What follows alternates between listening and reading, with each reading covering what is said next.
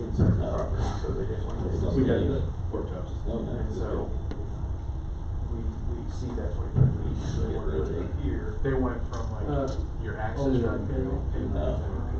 Well, city pavement, I think they're not getting, they're not getting 100 feet. Or I guess that's second. I don't mind doing.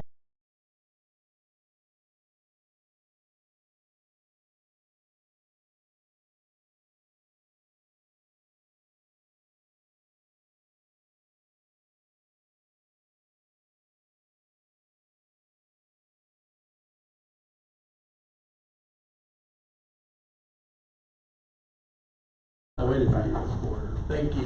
Of course. Appreciate it. Just power roll. 1 minute. I don't know that they may bring it up. At your leisure. That's the best. Pledge allegiance to the flag of the United States of America and to the republic for which it stands, one nation, under God, indivisible, with liberty and justice for all. Dear Heavenly Father, we ask that you be with us tonight as we do the business of the city for the good and the welfare of the people. In Jesus' name we pray. Amen. Amen.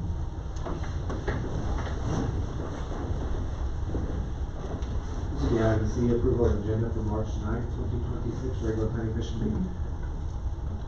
I'll move to approve the agenda for March 9, 2026. 1 second. I just have a question before he does that. Yes.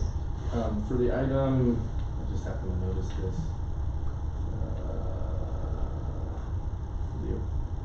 The site plan, Yes. under the subject, it reads community building. I don't know if that needs to be edited, at least in the agenda packet. Sorry, I passed through by it. Yeah, it should be. I don't know if it matters, but, so. I'll edit that. Okay. Currently, You're just not gonna catch it. thank you, Ed. Let me noted that, the site plan is for the Overland Property Group, preserve the Meadows 25 and not the Public Works building, so that'll be modified. I'll make a motion to approve the agenda for March 9, 2026. Second. All in favor? Aye. Aye. Very good. Item D, citizens' comments. At this point, we allow anyone to comment on what anything they deem necessary. Everybody behind me is actually for an agenda item, so Mr. Chair, you're welcome to both open and close. We'll open and close the citizens' comment. Very good. Item E, consent agenda. This is approved of minutes from February 9th, just as a review. We had site plan for the Public Works building, site plan for Prairieland Partners, site plan for the North Park building, preliminary plat for Prairieland Partners, and the final plat for Prairieland Partners.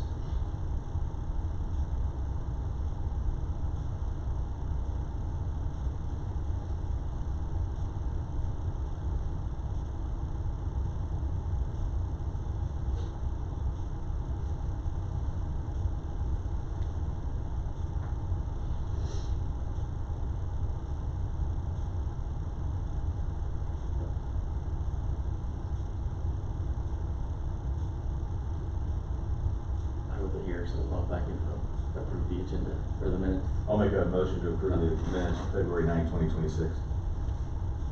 Second. All in favor? Aye. Aye. Did you approve it as well? Or Yeah, yeah, I Right. agree. Yeah, sorry, everyone said yes. Very good, thank you very much. F, old business, there is none. This is G, new business, so this is site plan for Overland Property Group, reserves at Meadows 25. Quick background, John Gill Renz, along with MKC Engineering, estimated a site plan for Overland Property Group apartment complex. This structure will be located just south of the Walmart, north of the new road that is being installed by Pearson Construction. The apartment complex will consist of 57 units that will cover the top 3 floors, with the first floor being dedicated to over about 15,000 square foot of commercial leasable space. The apartment complex has a total height of 66 feet 10 inches, which exceeds the maximum allowed in the general business district of 62.5. In speaking with the architect, this issue was brought up, asking if they would prefer to drop the building height or if they would like to apply for variance. They said variance would be preferable because if they drop the building roof, it would degrade the geometry of the roof and the layout of the building. However, a variance would need to be approved by the planning commission, which wouldn't take place until April. A developer would like to begin the building process in the beginning of April. So, with this in mind, staff is asking a couple of questions of the planning commission, and so is obviously the architect, engineer from the developer. Number one, would the planning commission feel comfortable with the variance for increased height going from 62.5 to 66.10? And would the planning commission feel comfortable with city staff issuing a permit for the construction prior to the variance hearing? Because we'd have to publish it, wait 20 days and take it back to the planning commission in April. And if the developer would like to start work, at least for pulling a building permit in the beginning of April, that would be before the actual hearing. So those are two of the questions that are being proposed to the planning commission today. Planning commission is reviewing a site plan for the new reserves of Mills 25 apartment complex over the property group. Once again, 57 units, 15,203 square feet of commercial space, 988 parking spaces, 198 standard parking spaces. Lot coverage is around 15%. There is a monument sign provided located outside the vision triangle on 283rd. The height is 66 feet 10 inches, which exceeds the maximum of 62.5. This is the concept rendering provided.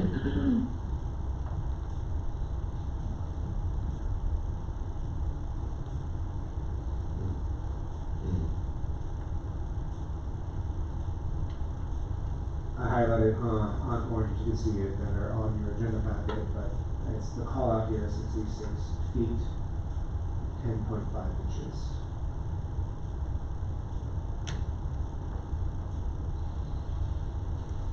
This is the overhead layout. You can see this purple triangle is the vision triangle.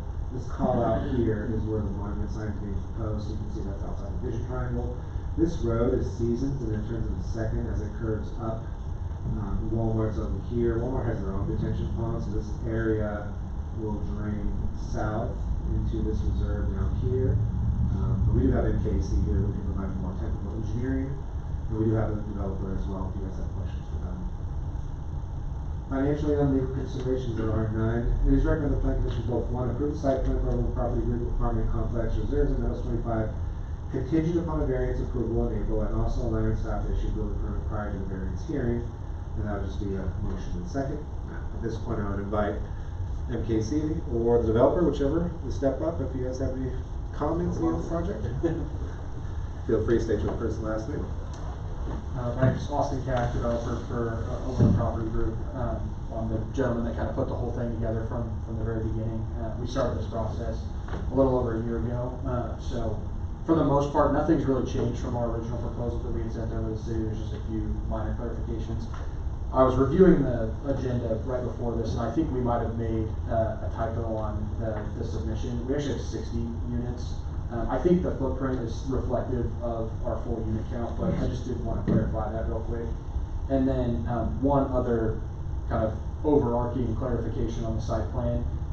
We are proposing a multi-phase development for this facility. So if you look at like the overall site plan for where we, the property in which we own, you'll see there's a proposed lot split line. That proposed lot split line is actually going to be at the back of the curb on the west side. And it doesn't really impact the layout of the site plan by any means, but I just wanted to highlight that for future use. When we go to actually split the property off, that line will actually be to the back of the curb line. So we have a rep with MKC here. He's the one who kind of has put together everything from a high level. So if there are more technical questions, I think he's probably more apt to answer those, but happy to answer any questions that you guys might have, and we're really looking forward to this project. Oh, one other quick thing on the variance and the approval. With construction windows and spring opening up, I definitely don't want to put you guys in a position to do anything you're uncomfortable with. So if it's something that we need to wait to issue a building permit on, that's totally fine with us. Our main kind of thinking is we're going to send this out for bid as quickly as we can. So we're going to kind of dual track the building permit process with our bid process with the contractors, so that everything's kind of happening in tandem. And then, ideally when the weather kind of clears up after winter and we've got, a full runway to get through construction in the summer, the goal is to kind of line those things up. So that's part of the reason we're asking to kind of split these things up. We've already submitted the variance application to the city. So really the blanket statement is we can be as flexible as needed. This isn't something that's absolutely required on our end. So whatever, gets you guys comfortable with the decision is totally fine with us. Thank you. What's your general timeline? If you were starting in April, say, what would you? So our general rule of thumb is it usually takes us about 12 months to construct facilities. This one's a little bit bigger than what we normally do. So I'd say anywhere from like 12 to 14 months for construction, and then we usually plan around a 6-month lease-up period. So I think full operations, you're somewhere in like an 18-month time frame. We have enlisted a local broker to help us with the commercial space on the first floor. We're primarily residential developers, so we've got the apartments totally down, but we do have someone enlisted to help us with the commercial space to make sure we get the right user in there. Thank you. Just a clarification question. If we were to shorten that, that wouldn't change your flat work, your groundwork. I mean, if we do go forward with the building permit, we're not gonna cause, it's not gonna create any issues for you, should we force that to change? I don't think so. I think really the only thing that would change is the peak of the roof. So I think we would change the pitch of the roof to be a little bit more shallower. Okay. It's more of an aesthetic and architectural decision. It's not really functional by any means. If it's something that you guys decided not to allow, I don't think it would be a real killer for us. It's just more of a personal preference on the design.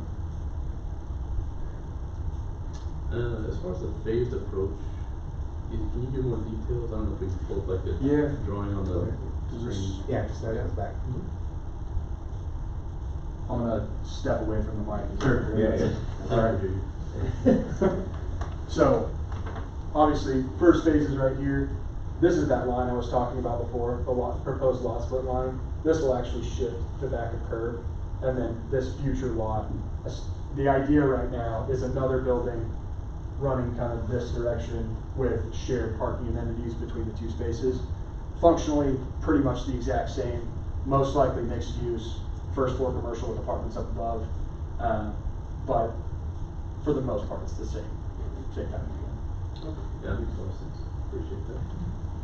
Same number of units you think on that? That area I think is a little bit smaller, so we'd probably be slightly less. I think, 60 on the first one, you're probably, I'm gonna guess, 40 to 50 in that second one. But it just kind of depends on how things work out. Sure. Are all of these islands, is this all curved islands? It's a, I mean, you can kind of, I guess, best see it by what's raised. So these will be curved, where you can kind of see the actual toe. Yeah. They'll be striped up in that area. Got it. And the whole site it looks like the only storm is on the west side, so everything is draining So, west of the parking lot? I would say 75 to 80% of the site drains currently through this in-section and or inlet. The building itself will be drained through rain leaders, which will be picked up through that system as well. So about 80% of the site will drain through this and out, dumping under the culvert through the road and down to the reserve that's been established for this area. The small section, and it excludes the building, it's only the pavement, but where the parallel parking section is here, that is pitched back ever so slightly and will be curb and gutter to the road infrastructure. There just wasn't a good way to get that captured. But we've minimized what's already draining towards the road naturally. So it is only that drive lane that'll be picked up. The only other thing I guess I wanted to add that changed between this submittal and the design, the grades to get from the sidewalk up to here are a little too great to accessible wise. So there is a kind of a change in that sidewalk that meanders to get that under 5%. But it is all under 5% at this point. It will kind of have a switch back in the system to meet those grades.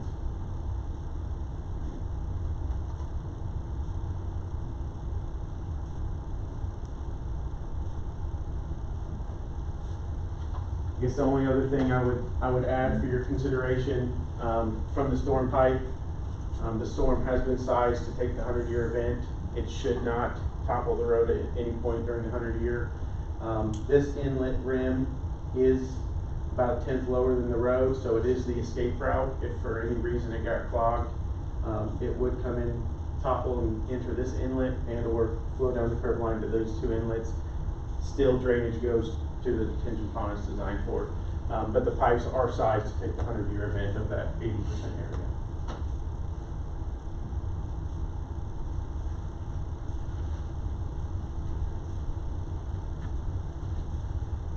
Micah, is the new road Seasons, is that gonna have curb and gutter on it? Yeah, I'll have curb and gutter.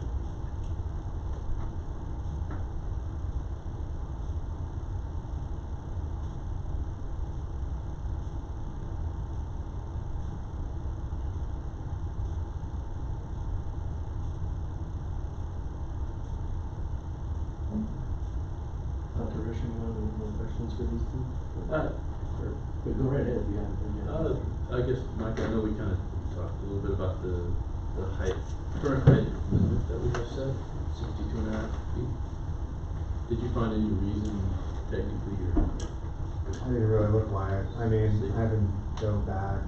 I did talk to Chris Gillum. He was the architect put together, and we kind of speculated. And I was actually hoping that Planning Commissioner Parks might have maybe some insight into why it was set to 62.5, but I don't know why it was set to 62.5. The zoning was Pretty there. arbitrary. Yeah. It's just kind of based on what you would need for each floor divided up. Yeah. Or multiplied. Yeah. You'll find sometimes zoning may not have a real good justification. It kind of maybe is an impulse of when they will set regulations. Also, you'll probably see that maybe a city had a very good reason at 62.5 and other cities just copy and paste that 62.5. Mm-hmm. And then by the time it comes to our city, we adopt the 60, we don't know why. And I think Commissioner Parks and attest to this, Chris Gillum, who's the architect, did say that with the IBC, since this one is being sprinkled, it means that it has a sprinkler system in there.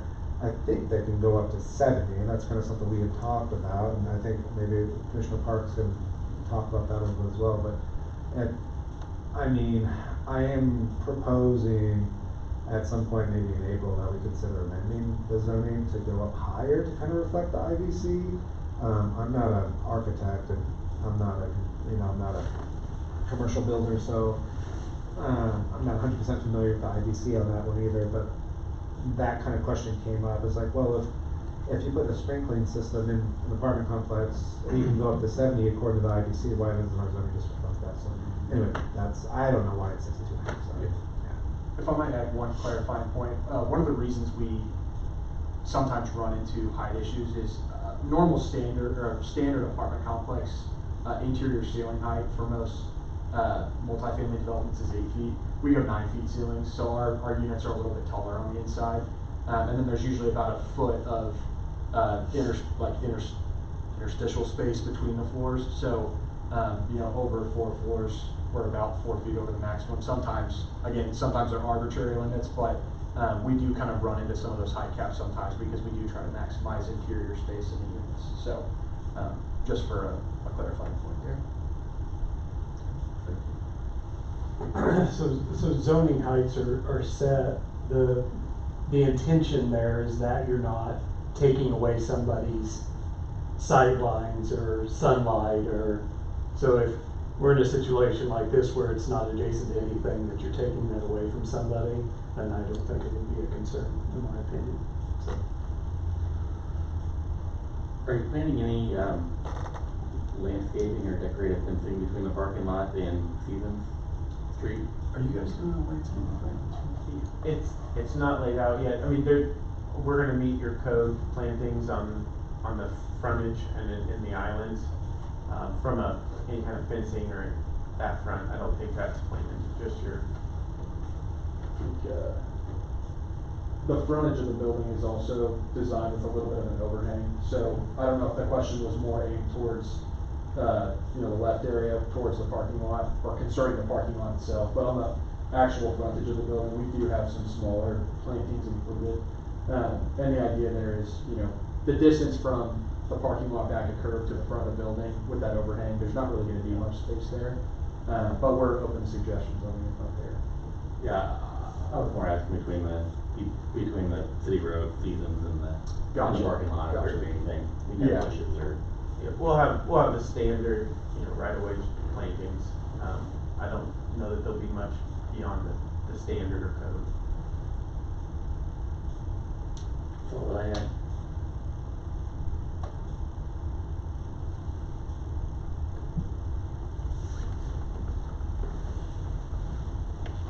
Thank you, John.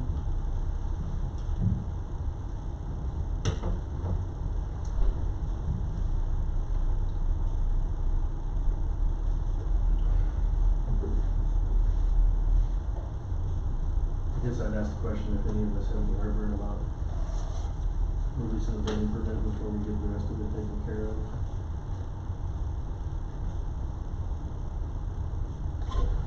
The main concern would just being the height. Yes. And it doesn't seem like the height should be an issue. Not at that location. That's kind of- okay. At all. Does that require a city council approval as well? On the variance? No. Okay. Variance is not at planning commission. If the party was aggrieved by decision of the planning commission, they have to go to district court. Okay.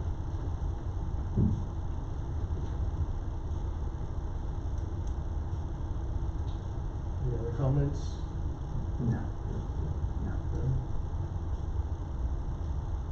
I'll make a motion. Make a motion to approve the site plan for Overland Property Group Apartment Complex Reserves at Meadows 25, contingent upon a variance approval, and also to allow the staff to issue a building permit prior to the variance hearing. Second. All in favor? Aye. Aye. Any opposed? Alright. Thank you very much. You guys are welcome to stay for the rest of the night or not. I might hit the road, I got a 3-hour drive. Thank you guys so much. Thank you. Mike has got my contact information, if you guys have questions at any time, I'm available, just call, text, You email. can bring whatever. Jack Stack next time for Yeah, absolutely, yes. No problem. There's probability. Thank you. Thank you all very much. Thank you very much. This is item H1, this is a variance for setback of 216 West Swanee Drive, case number VAR 26-1. So Jamie and Michael Atkins have submitted a variance request for the property located at 216 West Swanee Drive in Goddard. Property owners would like to add a detached garage on the property straddling the property line, allowing the car to access the garage from the side street. Detached garages are considered accessory structures and must abide by the same setback requirements as the primary residence. The zoning district is R1 single family residential, which doesn't allow zero lot line. Allowing the variance would permit zero lot line construction of a detached garage. So, authorized variance and findings of facts under Article 10, 107C, authorized variances from the provision of these regulations shall be granted by the board only in accordance with the standards set out in section 10, 107D, and may be granted only in the following instances and in no others. And basically what this says is that you can't grant variances for anything. There's very specific things that you can allow variance for. In this particular case, I've highlighted one that they're asking permission for, and it's to vary the applicable bulk regulations, including maximum height, lot coverage, and minimum yard requirements, which is setbacks.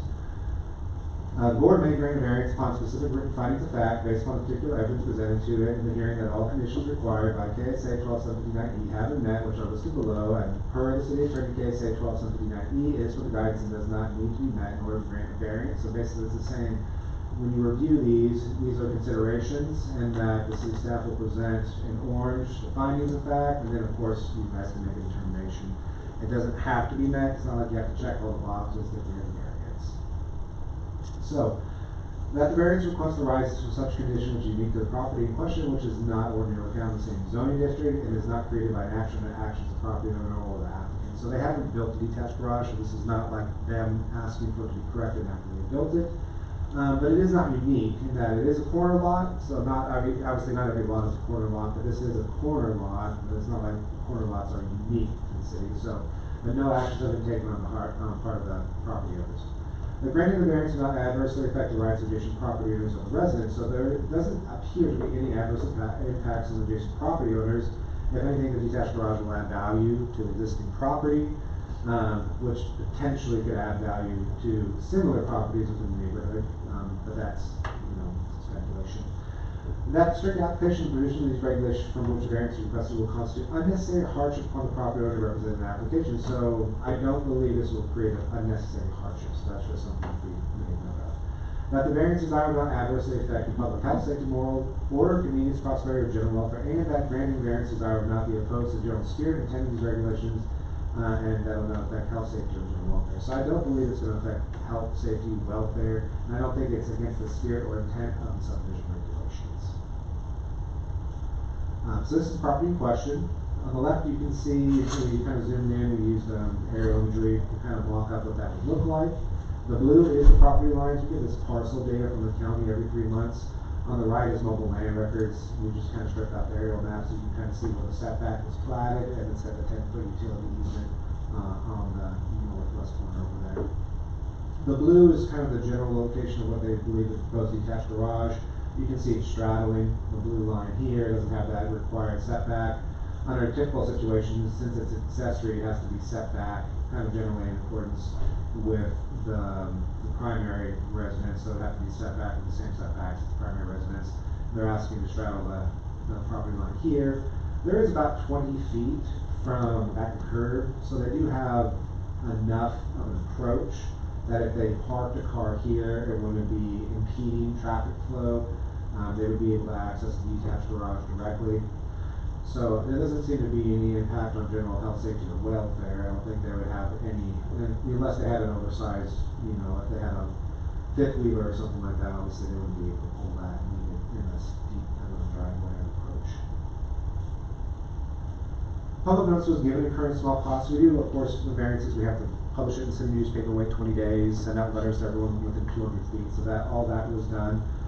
Legal considerations, it's approved as farm attorney opinion, so this is Robert Kuykendall, who since retired from Morris Lane, so you'll probably see Christina Silva or Ryan Peck be replaced with Robert Kuykendall in the future, he's since retired. But a decision for conditional use or variance by the planning commission is final and cannot be appealed to the city council, must be appealed to the county court. And also per the city attorney, KSA 1279E is for guidance, does not need to be met in order to grant a variance. So everything we just kind of went through doesn't mean you have to check all the boxes, as I said. If you guys feel a variance is acceptable in this instance, you can grant one. If you don't feel it's acceptable, you don't have to grant one. And if the parties are agreed, they can take it to district court. It is recommended the planning commission both approve the variance requested in case number BAR 26-1. So at this point, property owners are behind me. If you guys have any questions for them, just be deliberation. If this variance is approved, what's the next step? I mean, is there like a building plan, a site plan, like? No, they would just submit a building permit. Yeah. So then they would submit a building permit, and we would just approve the building permit, and they could use a general contractor to build it.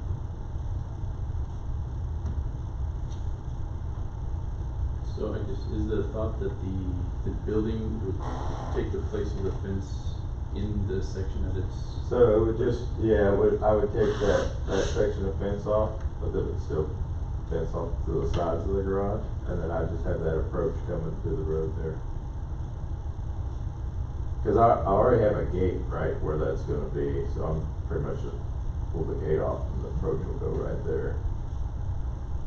And the shed would line up right there with the front of the fence? Yeah, it'll go right in front of that.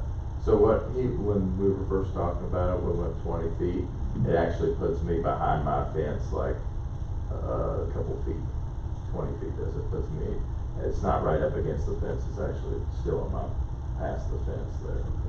Is that roughly the size of the shed that you're considering? It would be, I think I went out there and measured, it was like 25 by 30. Going off of what measurements, we decided like 20 feet from the back fence there, and then, what was it, 15 feet or whatever from my back porch. I think it came out to like 25 by 30 or something like that, right around in there. It's been a while waiting to get in here, so I forgot my measurements already.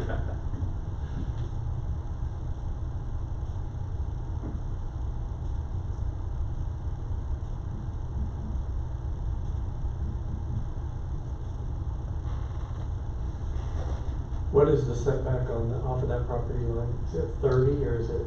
Well, the way this was platted, which is kind of interesting, but this has a 30-foot, when it was platted back in the day, this has a 30-foot building setback. For the front. For the front, and then typically it's 15 on the side if you have a corner lot. So I believe this one is 15, I have to go look, but traditionally, we changed the R1 to allow 2.5 feet, except we said that it had to be 20 on the side, especially, or 15 on this, 20 on the side, if you were on a corner lot. So I imagine that's probably similar. Yeah, and you can see the neighbor to the north of me there, his goes all the way to where his fence is. Mm-hmm. And all I'm asking is I just want to bring it up to the fence along with his.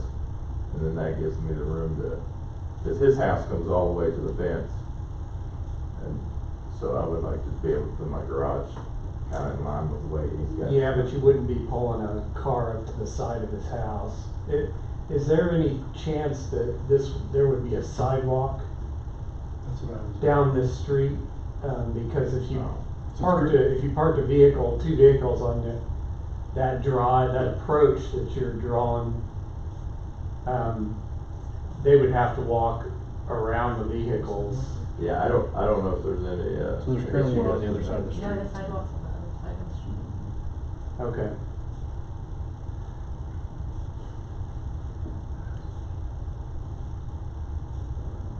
In my mind, it's kind of what those setbacks kind of help, keep from happening. So, Yeah, I guess I would have thought the setback was taken, so there's a utility easement between the property line and the street, is that right? That's a 20-foot, like a 20-foot easement? Yeah, so utility easements usually are 20 feet, they usually put 10 on one property and then 10 on the other property. Once the easement hits public right of way, then the utilities are in the public right of way. So this is public right of way, anything that's not private property is public right of way, you can have water lines, sewer lines, telecom, electricity, public right of way. The easement is when you grant access to private property for infrastructure.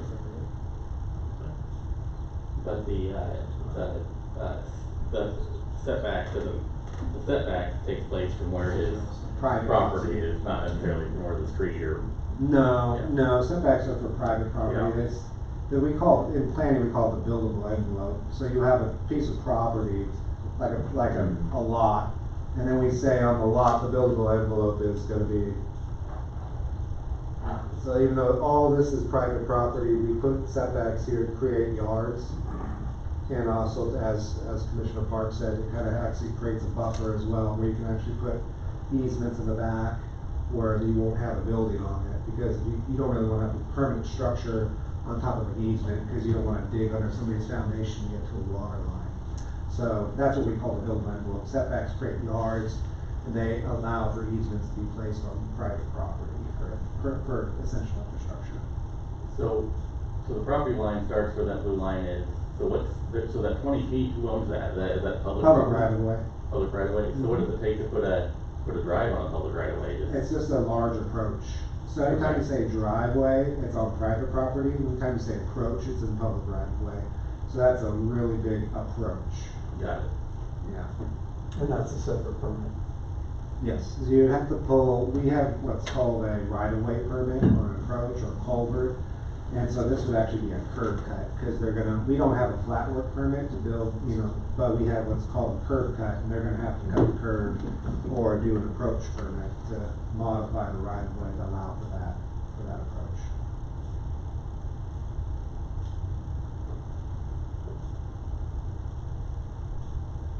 So in the event in the future, for whatever reason, something would have to be done in that, the city has the right to go in and Yes. tear up or whatever that you would need to do to.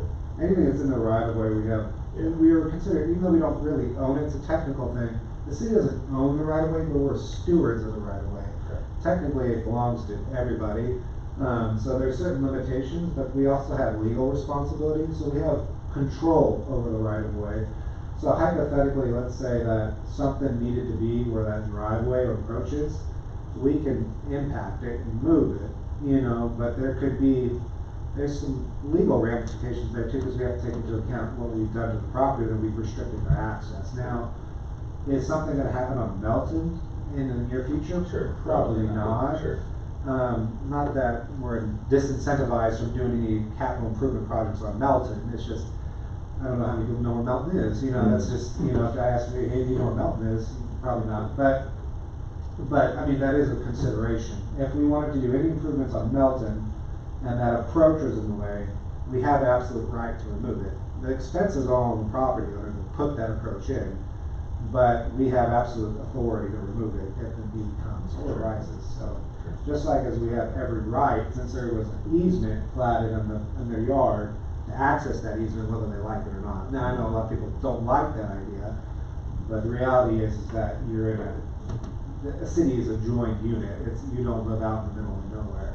And so if somebody's water line is impacted, we have a right, because there's an easement there, to go in their backyard and to access it by force if necessary. So it's an interesting aspect from a legal perspective of living in the city, but yeah, that yellow square, if it needs to be gone, then we remove it, so.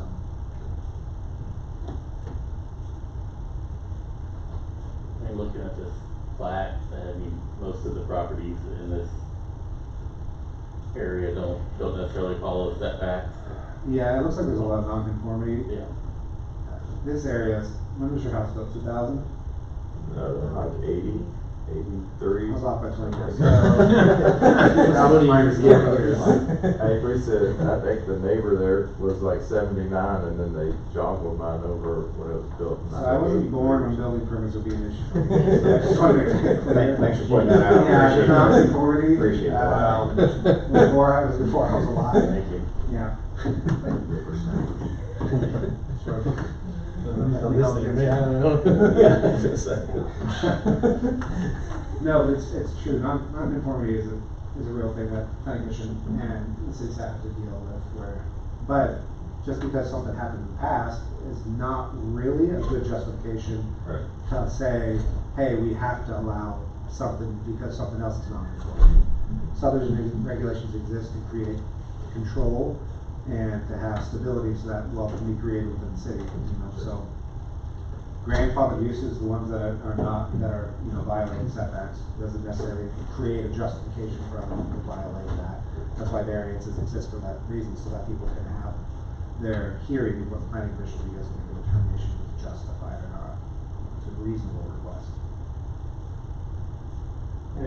It might not justify it, but I guess the way I'm thinking about it in my head is if this was a brand new development and every other house was for our current setbacks, I'd probably look at this a lot less favorably. But the fact that almost every property around it is closer than we currently allow it makes this a little bit easier decision on my end, at least. It's okay, so not justifying it, but it's the reason why this could be different in a yes versus maybe another one could be a no. This was new for me. I kind of looked around Goddard a little bit, in this area, trying to find another example of where something like that might exist. I didn't see any. I did find one property, but it's got a side access shed. It did have like a setback from the main fence line, so I haven't seen one that sits right on the fence line. In what else? Yeah, I don't know if there's any other precedents for it. I'm not saying there's no precedent for it, I don't know if there's other examples of it. Typically, there's some houses that have detached garages that are accessed from an alleyway.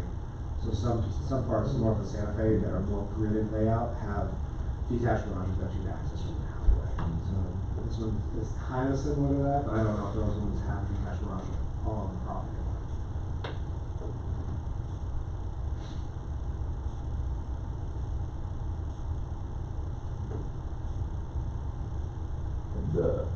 That same neighbor I keep talking about to the north there, he has it's not on that picture for whatever reason, but he actually has a very large building.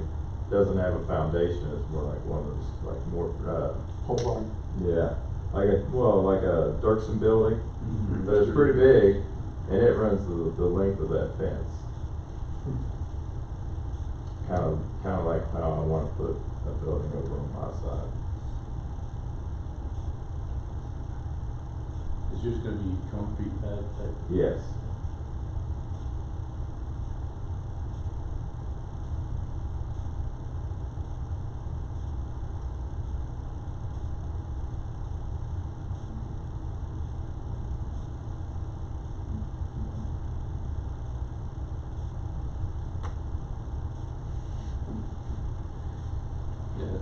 I think it's kind of a unique situation with that sidewalk across the street. I really don't see any problem with this coming out to the property line, so we tend to approve it. Yeah.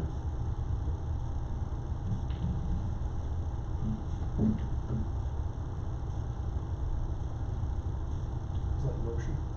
Oh, no.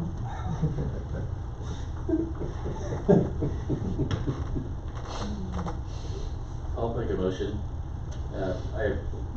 I make a motion to approve the variance request case VAR-26-1.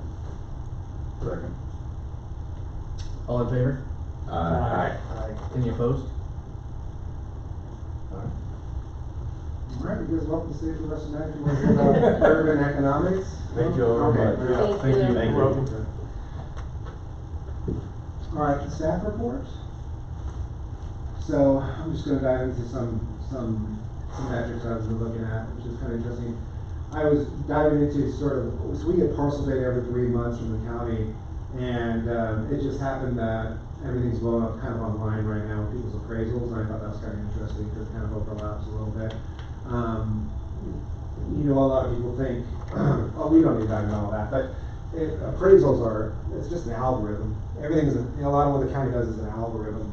And so it's just kind of interesting to see how that algorithm plays over time. But this is appraised value by land use, by city. And so this, obviously the residential is so large that I had to put it on a separate axis. So the yellow is the right axis, and then everything else is going to be on the left axis. And so the yellow is just kind of, when you look at it, Derby, obviously it shoots way up. Wichita's an outlier. I always exclude Wichita's. It's too much of an outlier. And then I went ahead and put Goddard with our residential appraised value. So we have over $552 million of residential appraised value, which is really, really good. This is acres by land use classification as a percentage of the city. So each city is on the left.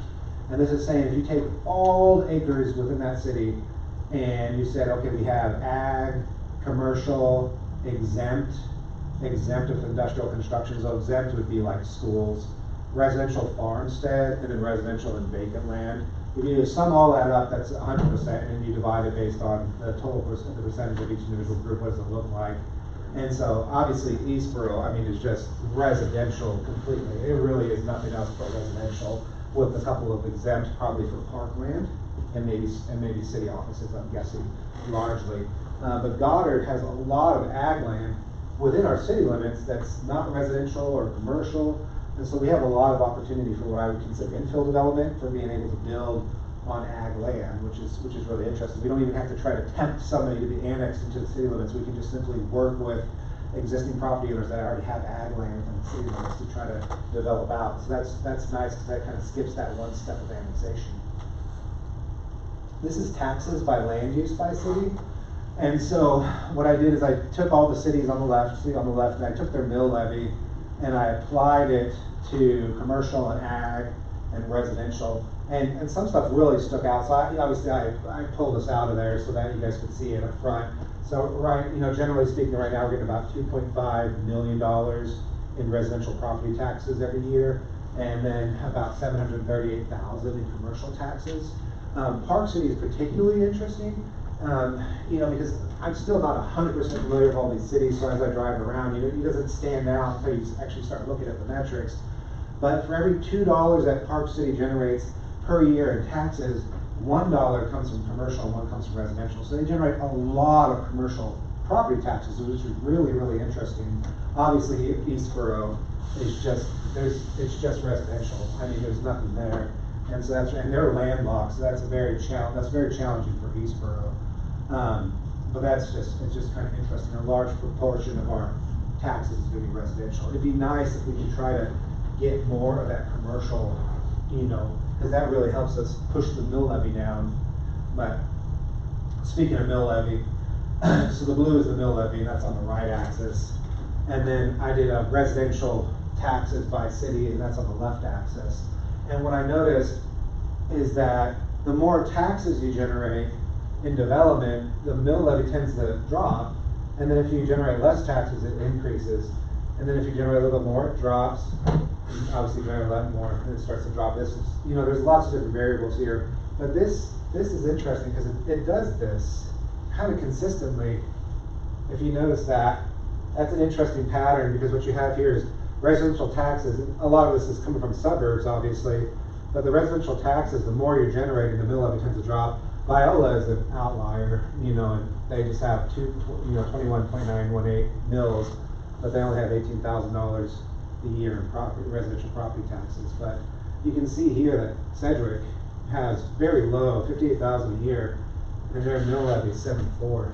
So they tax their residents a lot, because they have a lot of infrastructure they have to maintain, and they don't have a lot of revenue. And so it's like, if you can generate more revenue, you can push your mill levy down so that the existing residents don't tax as much. So that's just the way, it's, you know, it's just something to consider. That's it. So, any commissioner comments?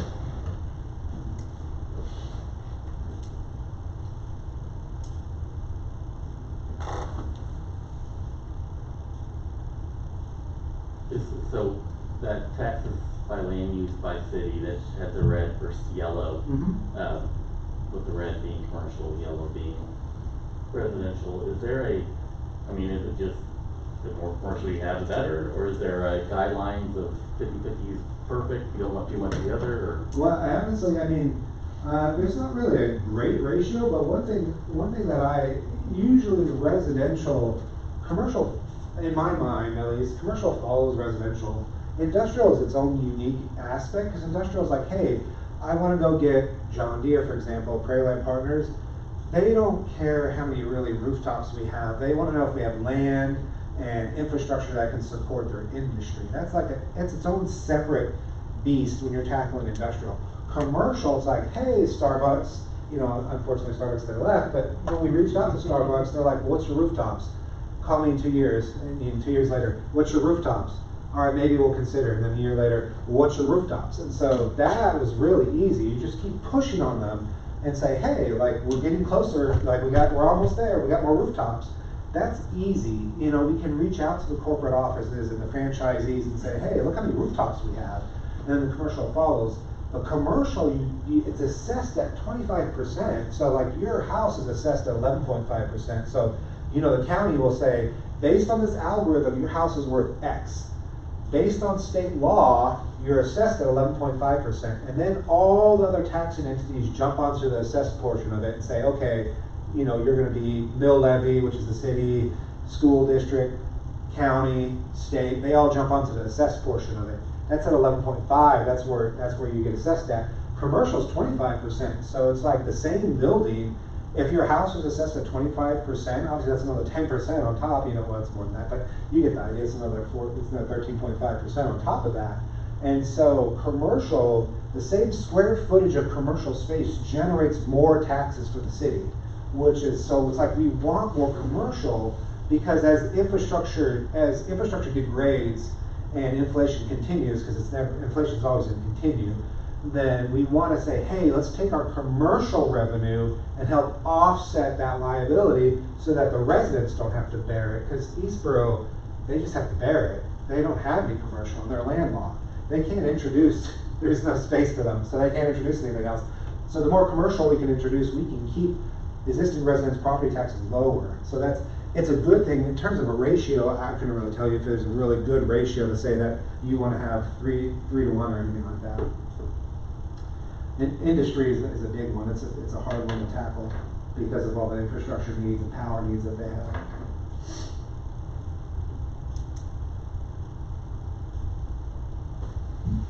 Mr. Parks? No comments? Strange? No comment. Mr. West? I'm good. Next regular planning commission meeting will be April 13th, 2026 at 7 p.m. Make a motion to adjourn. We're all ready. You got it? Okay, very good. All in favor? Aye. Any opposed? All right, meeting adjourned. Thank you very much.